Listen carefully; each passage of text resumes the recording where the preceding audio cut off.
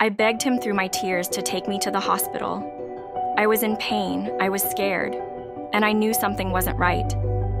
But he just looked at me and said, "You're stronger than you think." And then he walked out of the room. That was the moment I realized I was going to have to do this alone. Our daughter is now 8 weeks old. But this story began long before she arrived. I was barely 6 weeks pregnant when my husband first said it. "I think you should have a home birth." I blinked. "Okay, why?" He just shrugged. "It's more natural, less trauma for the baby. You'll be comfortable in your own space." I didn't argue then. I figured we had time. But every time we saw the doctor, he'd speak over me. "Doctor, so have you thought about a birth plan?" Me, trying. "I think I'd prefer..."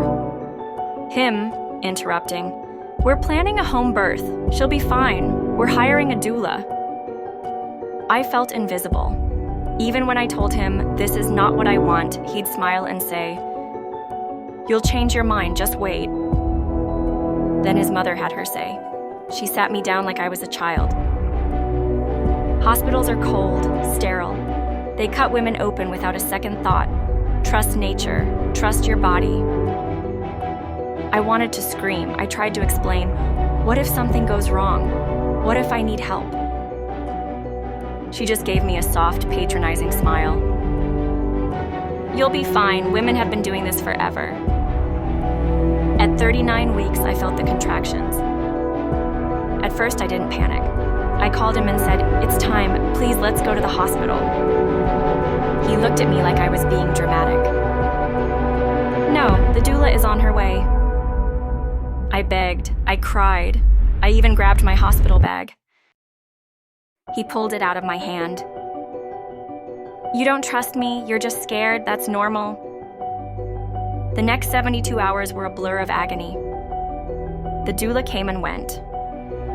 At times, I was left alone in the bedroom, lights low, silence thick. I whispered to the walls, "Something's wrong, I know it."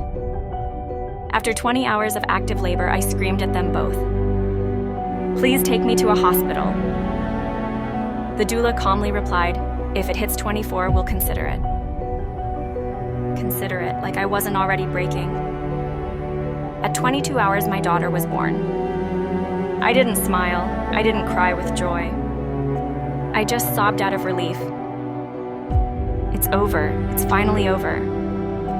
At my postnatal appointment, my doctor gasped. "You gave birth at home? Are you okay?" I wasn't, not really. That night, I told him, "You ruined it for me. I didn't feel empowered. I felt helpless." He scoffed. "You're strong. You did it. That's what matters." And when I said I'd never do a home birth again, he smiled and said, "We'll see." We'll see. I still hear those words in my head when I rock my daughter to sleep. They say a mother forgets the pain the moment she holds her child. I didn't. I remember every second, every scream, every time I begged and was ignored. I love my daughter more than life itself. But I will never forget how alone I felt, how voiceless I was. And now I ask you this. Was I wrong to want safety, to want control over my own body? Or was everyone else wrong for taking that away from me? If stories like this matter to you, if you believe women's voices deserve to be heard, even in the most vulnerable moments, please like this video, subscribe to our channel, and share this story. We tell real, powerful stories that spark conversations. And sometimes, the questions matter more than the answers.